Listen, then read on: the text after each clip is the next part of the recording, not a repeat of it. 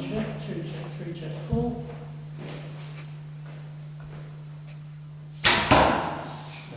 What I want you to do really is just to talk me through what you're teaching these young people week by week. They come from, what is it? How many weeks is it? 6 weeks. 6 they weeks, come, yes. and then they get right. then they get a certificate, don't they? Oh yes, if they're successful. And I just want to know about the certificate. Is the certificate something devised by the Bampton Archery Club, or Yes. is it an? Oh right, it is. It isn't a national certificate. No, Okay. no. I mean, provided I'm satisfied as a Grand National Artist Society, I've had 2 years coach training with the Grand National Archery Society before this, Yes. which enables me to judge whether they're safe is our main product. Yes. If they're safe and they've attended 5 out of 6 of the lessons, Yes. the degree of accuracy and competency is not in question here.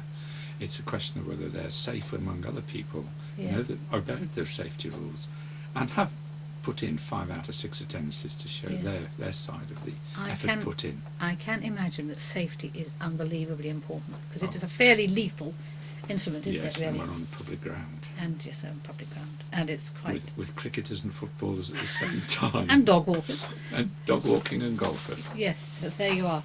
Yes. Okay, start with However, week 1 and what you do. Well, after registration, we talk about the business, the safety within the building itself and the fire regulations and what to do in the case of fire, etc., as with all public systems. So we cover that one first of all, let them know where the loos are and the escape routes. And then we start off by talking about the equipment. First of all, then, it's naming the parts of the bow, naming the parts of an arrow, so that we can talk about not, oh, that thing there and this here, but we can talk about the riser, and we can talk about the upper limb, the lower limb, the string. This is the upper limb and the lower limb and the handle. And what is that made of? I mean, calling it a string doesn't seem to be It's basically made from man-made substance called dacron. It's either 12 or 16 strands, just to give it strength. And the serving is made of nylon.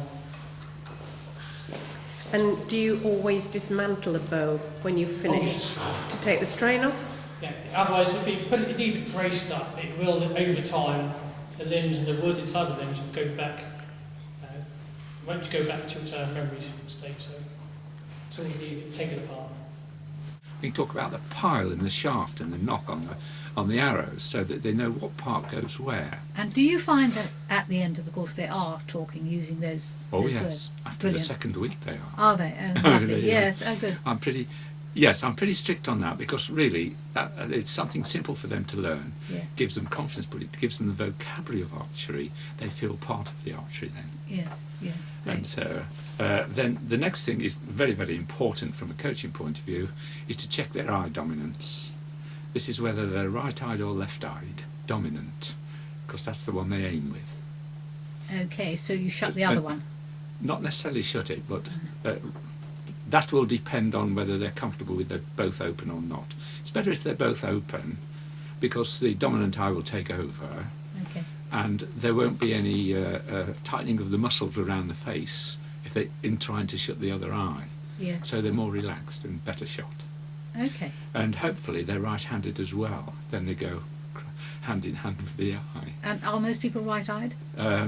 Yes, and right-handed. Right-eyed and right-handed. Yes. Okay. Yes. But when you get a left-handed person with a left-eye dominant, there's not a problem either, because we have bows that are left-handed oriented. Yes. However, the problem arises when there's cross-dominance. Yes. Left-eye dominant, right-handed brought up. And then we have to solve that. They either have to shoot left-handed, or they have to blank out the dominant eye and shoot with the other one. Mm-hmm. How often does that occur? Oh, 1 in 20, Oh, really? 1 in 30. Yeah. Okay. Very rare. That they haven't got some eye that's more dominant than the other one. Yes. Okay. But the cross dominance, I've had 2 people in 6 years, Yes. and I might have one coming now, 7. Okay. And one of them I persuaded to wear a black patch over his eye, and he started hitting the target almost immediately after that. Very interesting. Yes. Yes. And then we bring them into using the bracer for protection of their arm. Yes. We have fiberglass trainer bows and arrows, which we choose as suitable for them to start, and then we teach them the basic commands of shooting. Okay. So that is sort of takes up the first half an hour of the course, and that's all chats, as it were. Yes. Having got that, we do some stretching exercises to just loosen up their muscles a bit. Really, really small circles. Hammer jacks. Arms in the air. Stretch as high as you can, feet flat. Now onto your tiptoes and still hold it, steady. Focus on the bit of wall in front of you, the other on the side. Now slowly lean over to the left. Feel the muscles in the back here, just stretch them a little bit. If they go twang, let me know. And after me, arm and deep box. No. Go sit. Okay. One hand flat on the back. Grab the elbow. And slowly stretch. As you get all the way down between the blades. Hand up, one hand down. Swap over. Swap over. Swap over. Swap over. Swap over. And then we take them on the range. The range at that point is the indoor range? It's the indoor range, Okay. yes, it's the indoor range. That's part of the building, yeah. And we demo or demonstrate then point of aiming, which is using just coming up to the eye. If I demonstrate from the camera, it is doing this Yes. with 3 fingers under the arrow Yeah. and holding the bow and looking at the target, and then just releasing. So there's no sights, no extra worry. It's Yeah. immediately basic bow shooting, Yes. and they follow that. And then they retrieve the arrows. So we talk about retrieving the arrows on down the line, the correct way to remove them from the target face, and then we give shooting practice. The correct way of retrieving so as not to snap the arrow. Correct. And is it also so that nobody's going to shoot while you're retrieving? Well, That must presumably be very... the range has two important lines. One's the shooting line, and at least 5 yards behind that is the waiting line. Yeah. The bows are taken back to the waiting line at the end of the shoot before they move themselves forward to retrieve the arrows. The bows are not taken down to the target Right. or past the shooting line. Mm. So there's no one shooting either at that time, because the command to stop shooting is given, and to collect arrows. Yeah. And to do that, we try to encourage them. One, they don't run towards the target when they're outdoor. Not so easy anyway indoor. If they're excited, they've got gold, they want to rush and check it. Yeah. But that's not the case. We go down, and we also walk down the sides rather than walk straight towards the arrows in case they slip and have a face full of arrows, which would be very unpleasant. Yes, indeed. Right. So that, and then towards the end, we have about 3/4 of an hour of that to an hour, and then towards the end, I have a bit of fun shooting. So we stick up some balloons, and it's amazing how it focuses them just to pop and burst the balloons.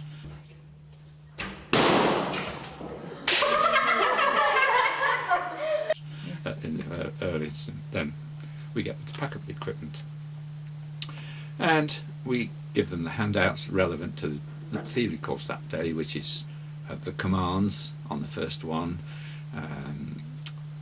and the exercises, pictures of some of the exercises they can do at the home if they wish. I always ask them for feedback, how they've done, what they found. Are they going to come the next week, for instance? And there's usually yes, they're very pleased about that. And then the home time is at 7:45, or 7:45. Yes, great. I was very interested because they said they came, or a number of them said they came because they'd seen it on the Olympics.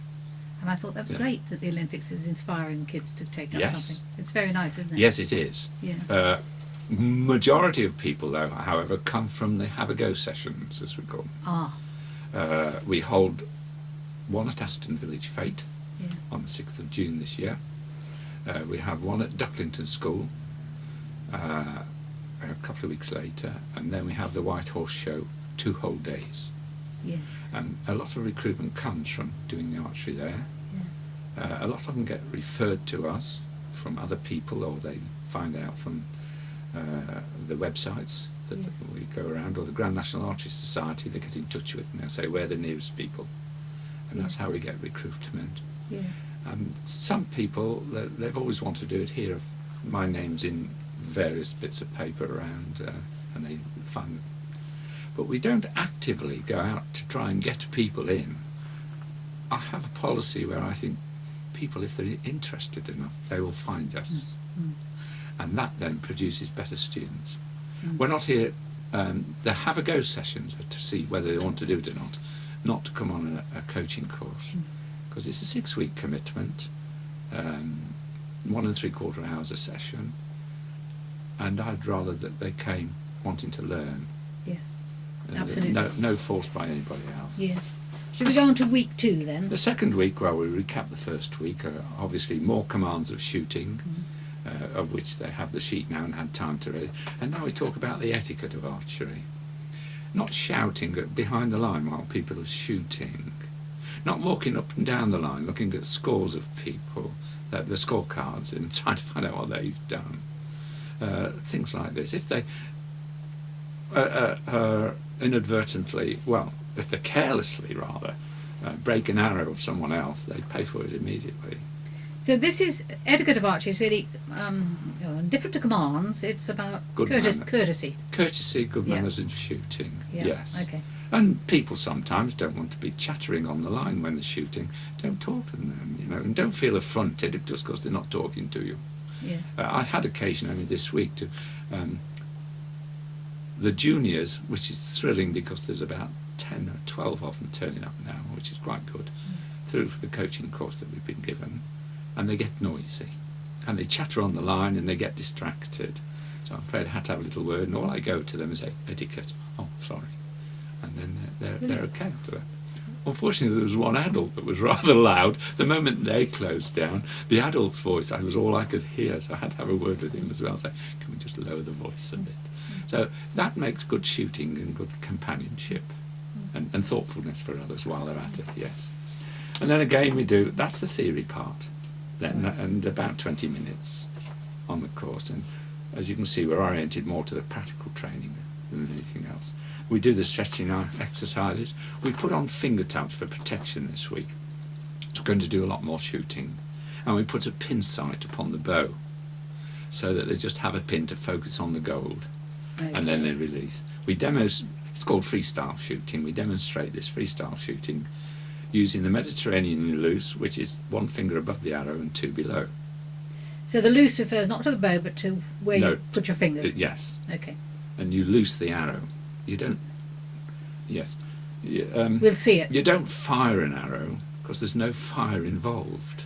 That's bullets. They fire. They set fire to gunpowder. We just loose it. Okay. Very gentle. Is the term. And then we have shooting practice. Now that goes on again until 7:15. And then we do the same as we did the last week. In other words, it's balloon time, pack up the equipment, the handouts, feedback, and home time. Yes. Now I was interested when I was watching the balloons that they didn't go immediately. You could have an arrow go through the middle, and the balloon stayed intact. It is amazing how they miss those balloons. I cover the target with, say, 12 balloons on a target, and there's 4 people or 6 people are going to shoot 3 and 3, and I've had 12 arrows and not 1 balloon was hit. Amazing. How they missed, and yet you could hardly see the spaces on the target. It was very good. However, they start popping and then they get excited. That's good news. The next week, again, we recap. Now we start off with a recurve 3-piece takedown bow, which follows the Olympic bow for competition. And this we demonstrate by assembling it, and then they have their chance to assemble at one, and at that time they're delegated a bow for the rest of the course. That's what happens. And at the same time we have a bow sling and demonstrate its use.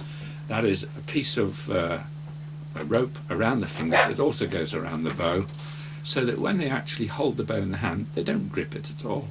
They just put it in the U shape between the fingers and the thumb. And when they shoot, the bow jumps forward naturally, but the string stops it falling on the floor. Right. and that's called a bow sling. And we introduce that to them. And then they have practice, stretching exercises, shooting practice. Right. And now after that, of course, we have a balloon time. Yeah. Because they love the balloon time. Yes. And then they pack up the equipment, have the handouts, which this time would be a handout which shows the correct posture for shooting a bow. Yes. It's showing the skeletal process of a person, although we've got covered, we show the arm bones in line, and we call it a force line of force, where it goes from the tip of the right hand elbow for a right-handed archer right through to the left hand on the bow, and that should be a straight line. Yes. And that's the line of force picture. Also that hints that they wear sensible shoes, and they stand with the feet apart, so they're pretty stable, at right angles to the target, and just turn the head only. And that's the sort of handout. They can go then and read at their own time what has actually been taught in class. And when you ask them, when you do your recaps, do you ask them if they've actually done their practices and their stretching and they've gone over their notes at home? And have they? One or two. Oh, right, okay. With the juniors, I usually say, do you go swimming? Yeah. And one young girl has taken up swimming again now that her parents couldn't get her to go. She's also taken up her judo class again, because I suggested that swimming was good for archery and exercise, and she's taken it so seriously. Brilliant. Her father's bought her own bow immediately. Yeah. I was going to ask you that. How many have their own? I prefer them not to buy a bow until after the course, until they've got the technique of how to draw it comfortably, and give them guidance on the sort of weight of bow. That's the power, the number of pounds. It's in imperial units. The pounds weight to draw the arrow back to the length of that you're going to draw at your arm, known as your draw length. And just out of interest, how much is the kind of beginner's equipment if they get a bow? About £160 complete. Complete, okay. Yeah. That includes the bow, the sight, the string, 8 arrows, probably a quiver, finger tabs, and a bracer. Yes, right. Good Christmas present. Yeah, I usually give them a little prize for doing the course if they're successful, of beeswax, a little block of beeswax, Oh yes, I remember so that they can keep the string in order. Yes. On week 4, it was basic maintenance of the arrows, and then shooting practice and so on, as before. And on week 5, we talk about basic maintenance of the bowstring. Yes. That's on number 5. Yes. We do shooting practice. We also include now in the shooting practice scoring.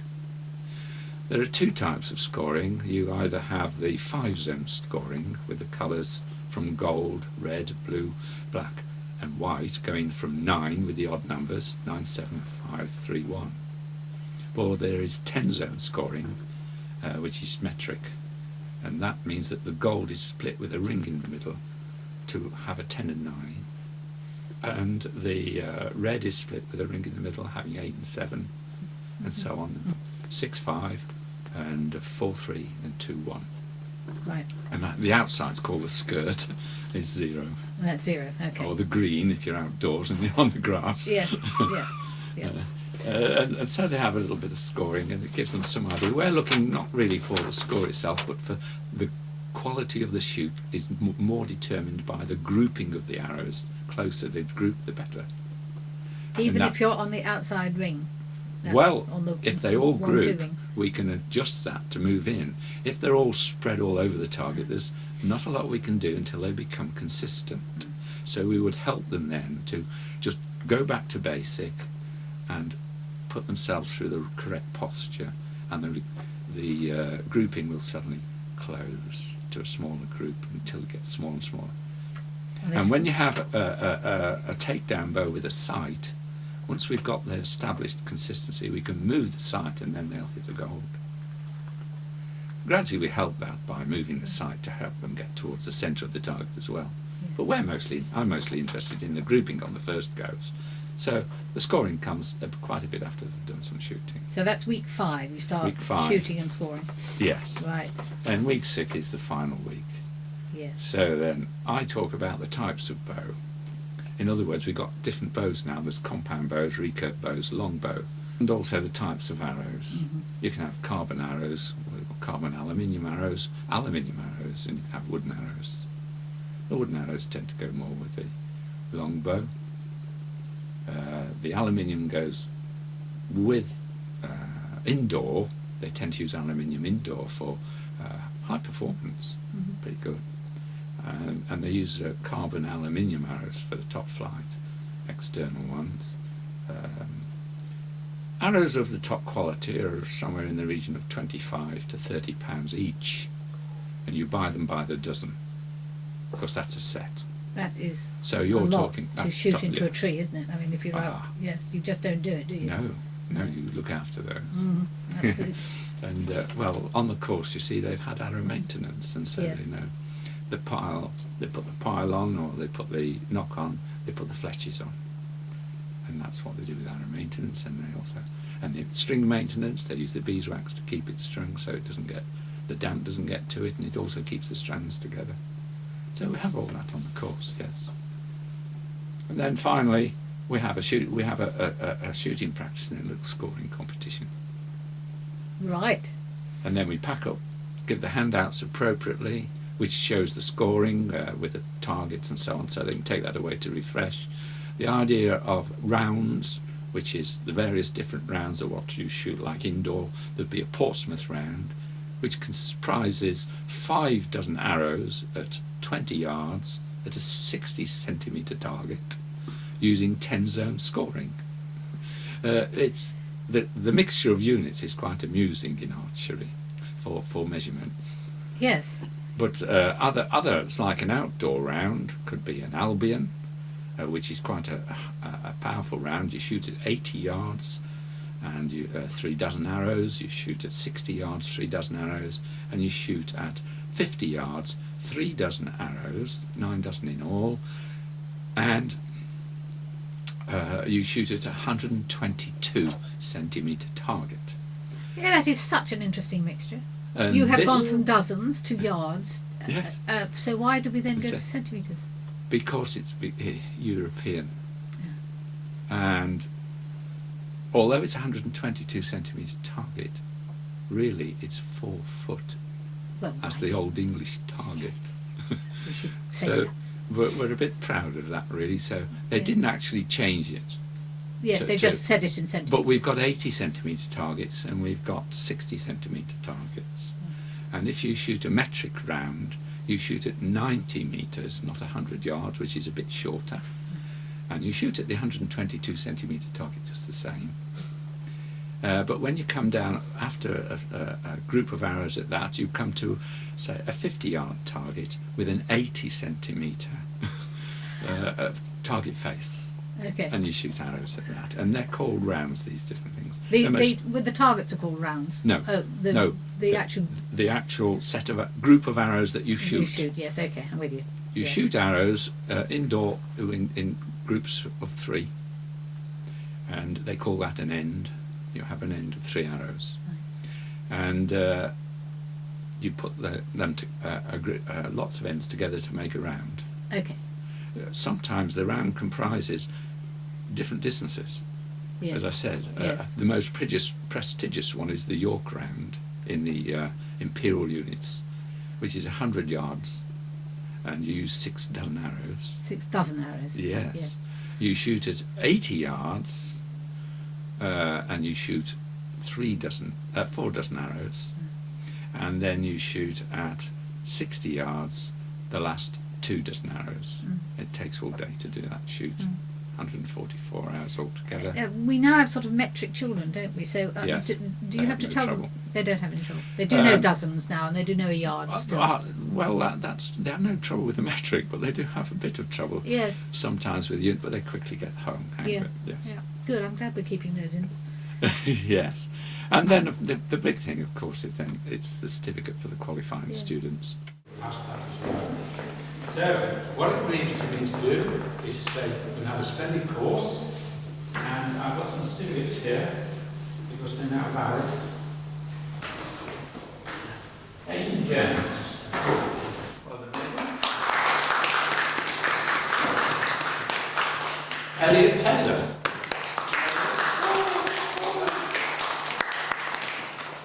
Oliver Harris.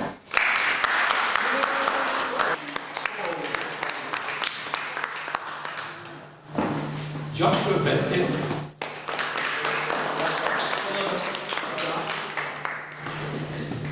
Nicholas Anston.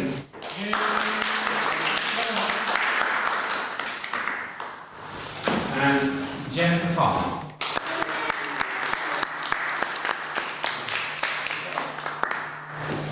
Annabella, we will arrange for next week if you come out of the last lesson. That's mine now. Now, as you all become competent on a safety point of view, I can invite you to join the club and shoot with the other members of the club, which will be on a Wednesday night. Starting tomorrow night, if you wish. Secondly, if you don't have your own bow, like one certain very lucky person in this group has, you are allowed to borrow the bow until such times as you can buy your own suit.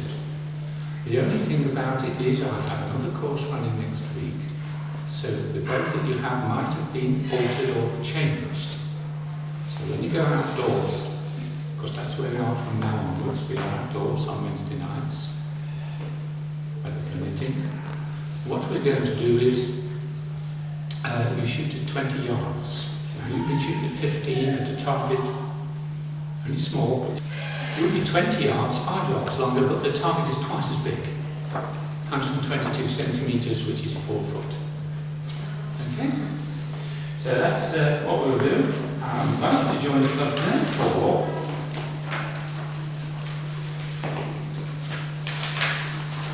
I have a membership book for you. One for you.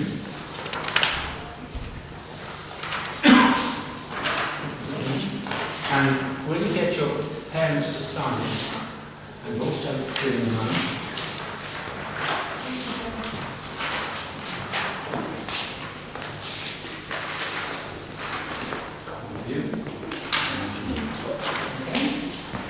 now you'll notice that the one with the clerical archer on there is a tear-off strip, and on the other side you'll fill that in, please. And you'll also notice the fee for joining the club, the juniors, is £40 for the whole year, including winter and summer, total year, with a joining fee of £10.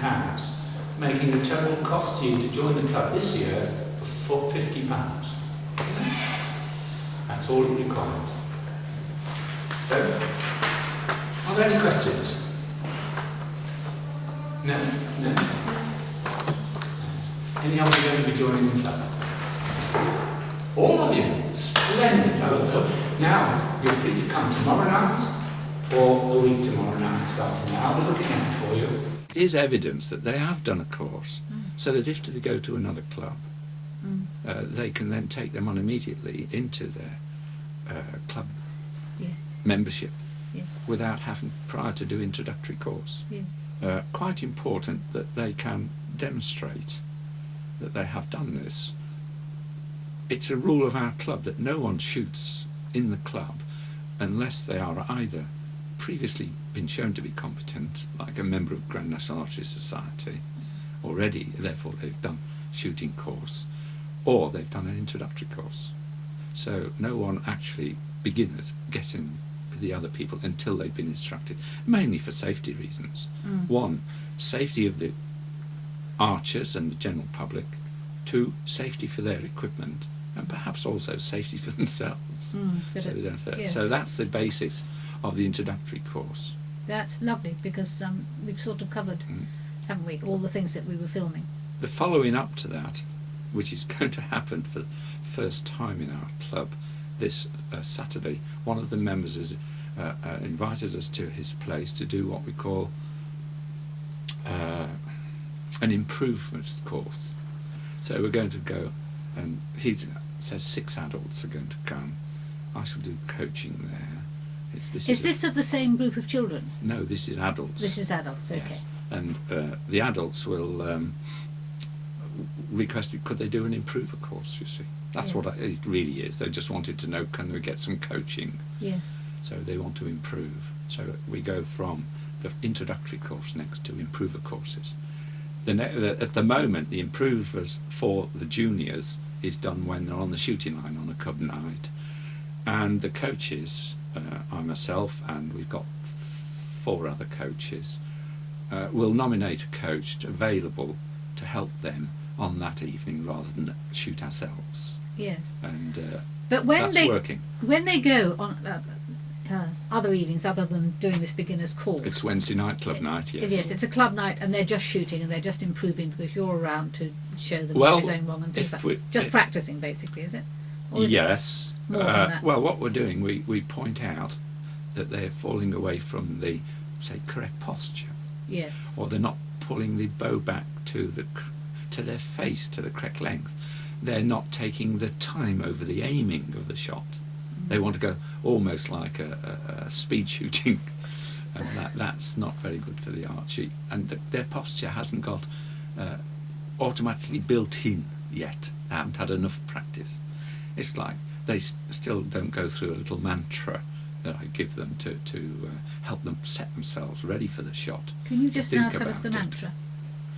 Well, it's simply that, first of all, we plant your feet, hold your bow loosely, but feel in control, load the arrow onto the bow, place the fingers, then stand upright properly, relax the body, loose the shoulders, and feel the weight of the shoulders on the middle of the back. Turn the head at right angles and look at the target. Put your eye on the gold. Then bring the bow up. Line the string sight and gold without moving the head at all. Having got that sort, keep your eye focused on that gold. Draw the bow back, the string back to the chin.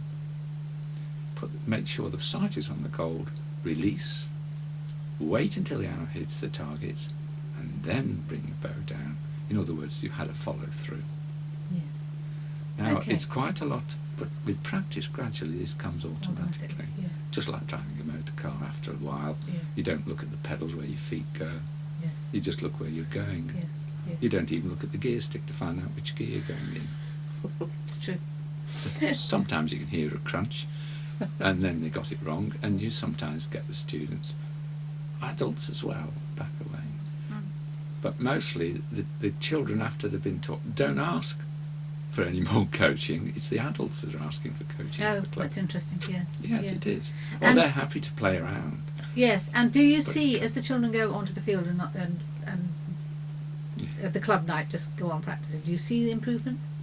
Oh, yes. Yes. They immediately shoot at 20 yards rather than the 15 indoor, Yeah. but the target is larger.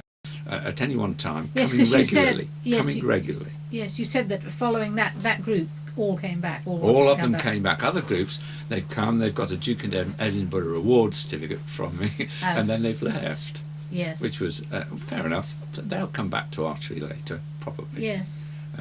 They usually do. And we have, film this because we have got a champion, haven't we? Yes, Who have we got? we had a county champion, junior, Yeah. Victoria, How old? 15, 15. And Yes. she started at what age? at 14 and a half. I thought you were going to say she'd been working at it for 6 14. years. Yeah, No. she was. She's a natural, and it was a pleasure to coach. But we don't see her so much now.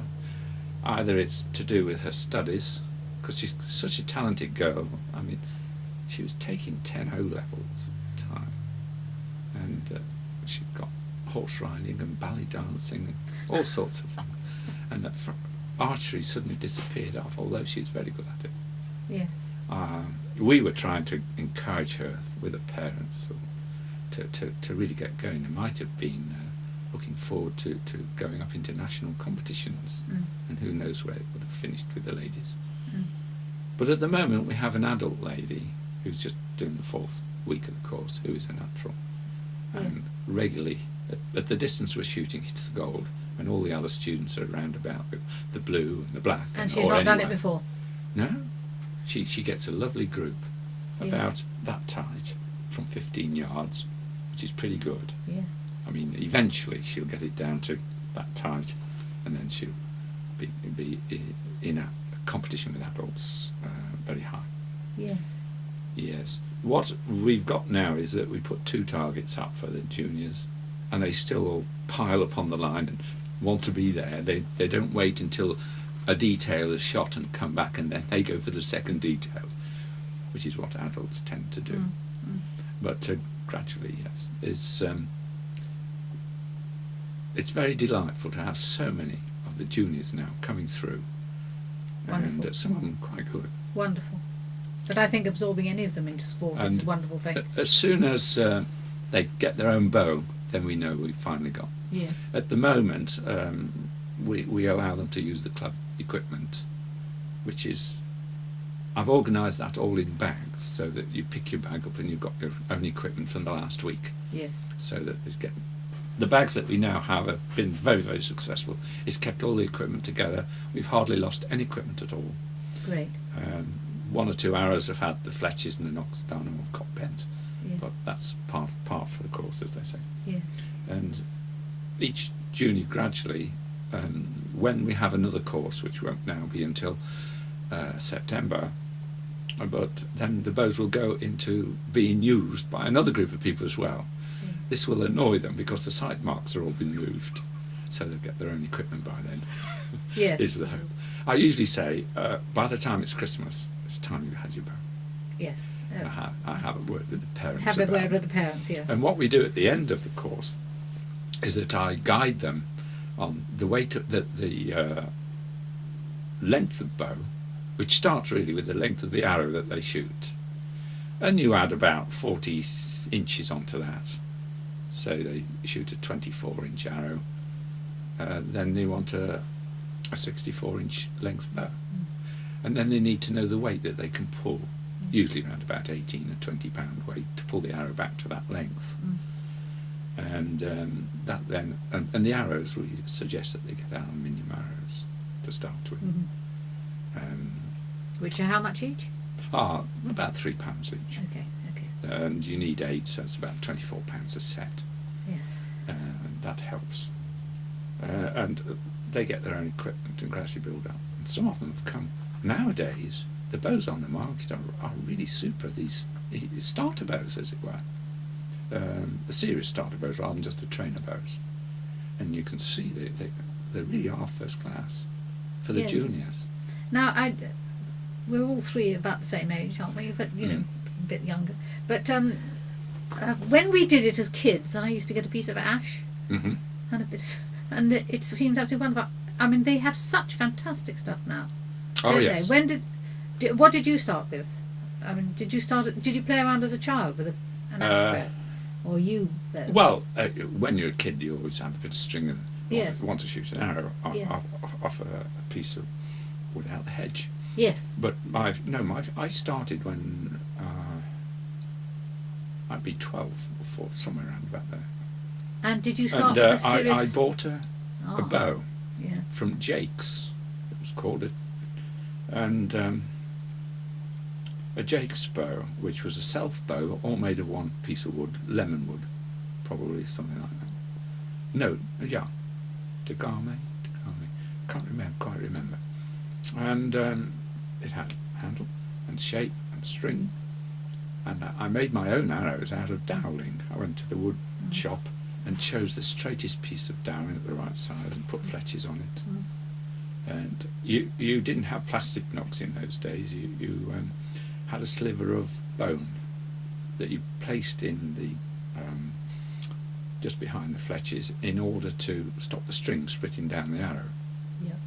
And the pile was a brass pile, parallel, so it just slotted over the arrow shaft. And you got those from the same shop, Jake's? No, I got this from the local I couldn't afford to buy arrows ready-made in those days. But I'm just thinking this pointy bit that you put on the front. Oh yes, you can buy that. You bought You those can out buy of the those. catalogue, Jake's catalogue. Oh right, okay. My brother had a Never heard of slashing this. bow Yeah. to the similar, and his was a bit more weightier than mine. But he set off with a self bow, wooden bow from slashing people, and we made our own target in the early days. They're 4-foot targets. We made a 6-inch to 4-inch funnel square, shoved straw into it and bound it on the way out, and just like you do with a raffia basket, we actually made a target. And we made got sackcloth, fine sackcloth material, and sized it with size that you used to put on the walls of houses in those days to make it stiff, and then we painted the colours on it. We made a bow stand and we took it onto the common ground known as the Stafford. This was in Stafford, North End of Stafford. There was quite a few square miles of common ground. And we put the target out there and shot. It's about 40, 60 yards, 80 yards. Yeah. The bows would carry that distance. Yeah. And I have an excellent photograph. You might be able to find it. I've interested my father in it, and he was a natural. His stance in that was just perfect. And Straight on. he was inspired by you as a 12, 13-year-old. Yes. Oh, brilliant. That's very nice. It was. Yeah. And my highlight of my career in those days, I belonged to a religious group called the Covenant Union, and they had a sort of gathering in Birmingham. And to that gathering came a chap named Frank Wilson, who was the world champion of the York round. I got a world record for the York round in those days using self bow, and he gave me the few pointers Oh. of how, and then from there onwards apparently that stuck with me from when I gave up doing archery for the usual reason. I met a girl. Having met the girl at 16, and well, that was it. And yet when I came back to doing archery after I retired and took up archery, I discovered when I was RF Bryce Norton Club, and the coach there said, you know, you're just natural. The posture's textbook. And I can only put it back to learning when I was a junior from the world champion Frank Wilson. Why do we use the equipment we've got today? It's the Swedish people brought out a steel bow around at that time called the Apollo bow, and it failed eventually because of the moving backwards and forwards shooting the arrow. Work hardened the material, crystallised and broke. Oh. So in the end, there's no way they could cope with it.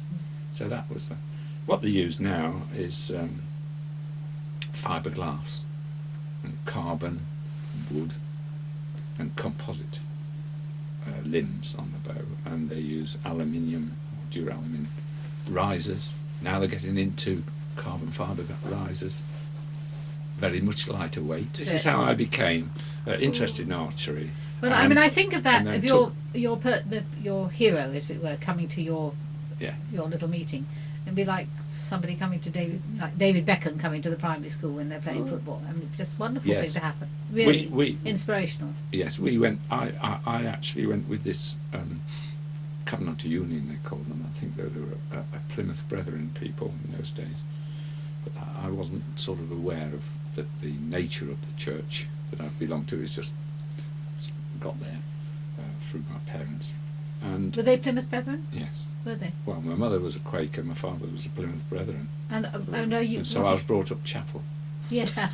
and this was the nearest chapel, and they were Plymouth Brethren people, and they ran this Covenant Union for boys in those days. A bit like a Sunday school. Oh yes. Yeah. You progress from Sunday school to the Covenant Union group, but when they took us there, this chap came as an archer. He was a Covenant Union too. Obviously, he was a leader in that, and that was excellent because that set me off and put me on the path to going to the RF Bryce Norton. They invited me to join their national team after about 6 months to a year of shooting. I just very quickly progressed in the Yeah. early days. Yes, so you were a natural, in other words. It would appear so, yes. Yeah. I was far better at that than the sport I'd given up to do it. Well, I had to give up. I was at dinghy sailing and yachting, and unfortunately I had to give that up through medical reasons, Yeah. like labyrinthitis. And instead of whinging about all day long and moping, I thought I'll take up and do sport. Yeah. And good I for went you. back to archery, probably because I'd done it when I was a junior. Yes. And that's why I'm quite keen that these juniors get a good start, shoot reasonably well, Yeah. and then they'll want to go back to it. Yes. Bring their girlfriend or their wife with them Yes. and come as a group. Yes. Does height and long limbs have any influence? The height isn't no problem. The girth can have a bit of a problem in getting the flexibility of the shoulders. The shoulders are difficult in order to sort of really stretch and close his shoulder blades behind the back, which is what you're looking for. You shoot the bow with his shoulder muscles, really, not the biceps, whatever. Oh, right. Okay. No, you're shooting with these large. Really? Yes, because it's the movement like this. Yes. It's not one of these. Yes. Pull in. You don't need It's this. that. It's this movement here Mm. that's actually going to pull. If you do your stretching exercises, they gradually. It's amazing how, by the end of the course, they can draw the arrow an extra inch. Yes. It's interesting. Really. Yeah. And after a lot of shooting, they might even get more than that because the shoulders flex so much that the arm pushes out further. We have a facility when we go on have-a-go sessions for the general public to use even 4-year-olds, etc. We have some compound bows, little compound bows for children. For the 4-year-old. For the yes, we can help them to draw the bow, and once they've gone past the top dead centre, as it were, the weight goes off the arrow, and then they can release it themselves, and they think they've shot, and that gives them a thrill, no end. And if we aim it correctly, they even hit the targets, which is good. And 1 or 2 have hit a balloon, which is absolutely marvellous for That's them, very good. and the parents as well. And the have-a-go sessions you do annually? Yes, we do 3 a year now. Right. And but you don't do one It started getting out of hand. Okay. Right. We were doing more havoc in the earlier days when the club was very hard up for money, Yes. and we suddenly got hit with the Bampton fees of about £1,700 in the year. And we Wait a had minute. got Wait no a minute. money. Wait a minute. You have to pay £1,700 a year Yes, to go to use the pavilion, yeah, to use the pavilion in the field. the recreation grounds. Yes. 1,700. When we first started shooting, there was no pavilion Yes. in Bampton. But this is the history of Bampton now you're crouching on. Yes, but let's get When to we that, got 'cause that's there- quite interesting. When we first got there, it was a field. And we shot. That was it, fine. You didn't pay anything. We didn't belong to anything, we didn't pay anything, we just enjoyed shooting. Did you got have equipment. insurance? No. No. Personal Health and insurance. safety? Health and safety? No, none of Personal that. insurance. Oh, we were following guidelines of safety like we always do. Yes. But we had our own personal insurance, that was at the time. And then the district council gave, then they wanted a pavilion. And we were asked to contribute towards the, whatever they did to write up to the sports council to get a grant. Yes. And we were rather a favourable club because at the time we had men, women, disabled people, children, boys and girls. So we were dealing for everybody. Ticked all the boxes. Yes, we did indeed. And having done that, you see, the Sports Council came back saying that we must be affiliated to the Grand National Archery Society. Yeah. That's what started us down the official road. And that cost? £30 a member. Yeah. So another £1,000 a year. So we had to start charging subs Yes. more. Yeah. And we got a little bit behind. And then when for 2 years that happened, then the pavilion was finished. And we had paid a fee for the pavilion to start with, just very low cost. And I think the committee discovered that they were not paying find it difficult to support the pavilion. They needed extra money coming into the committee that run that resource. And all of a sudden our fees started climbing. I argued like mad and got it put back from £1,500. Then they wanted to do it's £15 a night, then it's 20, then it became £25 a session, which they said, well, it's cheap. Yes, it is, but when you're paying nothing, that comes to £1,700 a year for us, and that's money that we hadn't got. So let's go back to sort of somebody like Jenny, who's just begun. What is it going to cost her dad? For the course, Yeah. it's at the moment now it's £40 for the 4 weeks, the 6 weeks. Okay, so £40 for the 6 weeks. You might have had £160 for the bow, £200. Yes. And then the fee. And for coming every club night? Then the membership fees, which have just been put up this year now, £30 per year, Okay. complete indoor and outdoor, every week. We go, and they come every week except for 2. We have 50 weeks in the year. There's initial capital outlay. Yes. And then £45 starting, Yes. and then £30 a year Yes. forever after that. Yes. Okay. Not so horrific. No. No. Price of a mountain bike. Yes. There you go. That's all. Yeah. When you put it in that context, it's very, very cheap, really. There was a time, as I was saying, during the growth of the club, when we were in deficit. I had to sort of sub it out for a bit, or else we were going to lose the club. And that got repaid. Yeah. And then we came to an agreement with the committee that runs the people. The pavilion. And we got a very good system now.